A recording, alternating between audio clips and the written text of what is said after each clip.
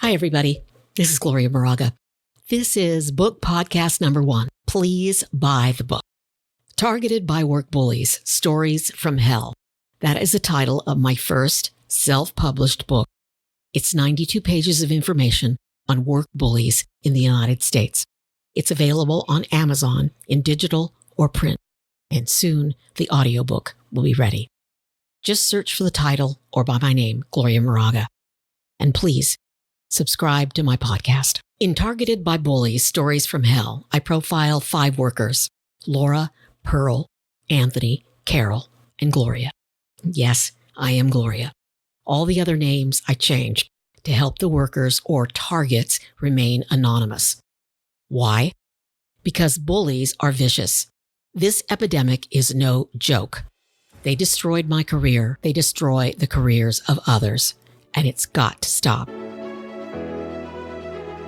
This is Gloria Moraga's One-on-One, a show designed to improve face-to-face communication in the digital age.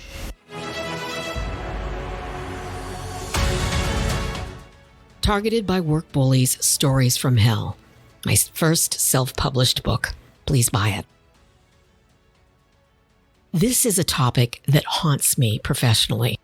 I'm haunted by so many unanswered questions. Why do people bully? Why does bullying happen at work? If you are a target, what do you do to stop the bullying? I decided to write the book because bullies at work are a serious problem. This is an issue that has now reached epidemic numbers in the United States. I use statistics from the 2017 Workplace Bullying Survey, but the bullying at work isn't getting better. According to an October 2019 survey by Monster, 90% of workers say they have directly experienced bullying on the job. Now, in case you don't know, Monster is a global online employment platform. People seek jobs on Monster.com, and employers are looking to hire great people through that website. I'm quoting now from the Monster article written by Daniel Bortz, a Monster contributor. At its core, bullying is about power, says Tara Fischler. She's a conflict resolution specialist. When someone feels threatened or powerless, they try to exert power over other people through bullying. Targeted by Work Bullies, Stories from Hell, my book is available on Amazon, and here is a quick cut from the foreword of the audiobook. This book is dedicated to all workers who feel they've been bullied. Foreword.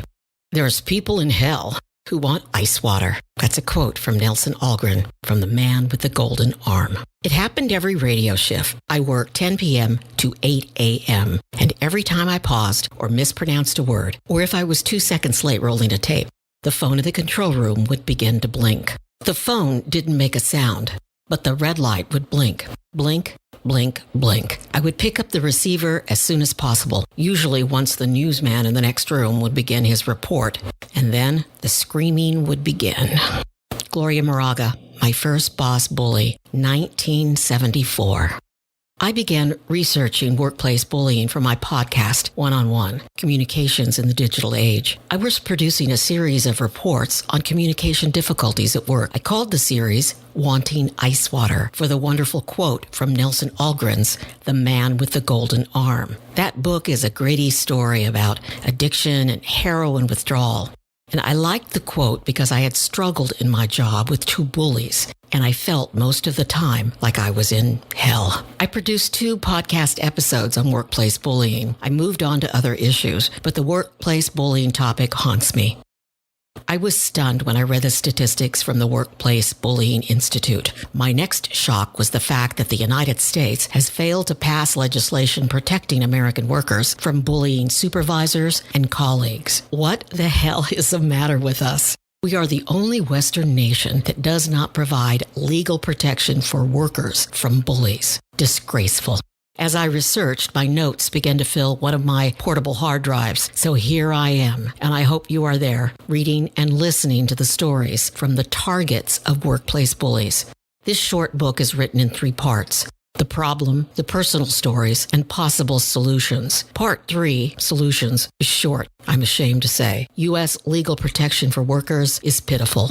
As a former political reporter, I believe in the legislative process, no matter how messy it may be. Lawmakers work for us. We need workplace protection from bullies, yet I also know how difficult it is to get action from the legislature. The audiobook hasn't been posted yet, but please buy and share the book. If you're being bullied at work, it is a must-read. It's time to stop the work bullies. I have audio recorded 2 of the targets profiled in my book, and here is a clip from one of them. I started working there when I was out of high school, so I was 17. And she was always kind of rude, but as the years went on, it got progressively worse. To the point where I started to feel negative about myself. I would consider myself kind of smart. She was very belittling. She would make you feel like you were the dumbest person on earth. And, dealing with that for so long, you kind of start to believe it. Like, wow, maybe I'm not good enough. Maybe I'm not as smart as I thought I was. Maybe I'm not capable of doing simple tasks. That was Anthony. I'll have his entire interview in my next podcast. Please subscribe and share this podcast. And thank you for being here. Let's make 2020 the best year ever. I've got this book that I self-published, and I'm working with 2 other friends to self-publish their books. And those are coming up very, very soon. I'm Gloria Moraga. One-on-one communications in the digital age. Thank you for being here for me. Please read my new book and please subscribe.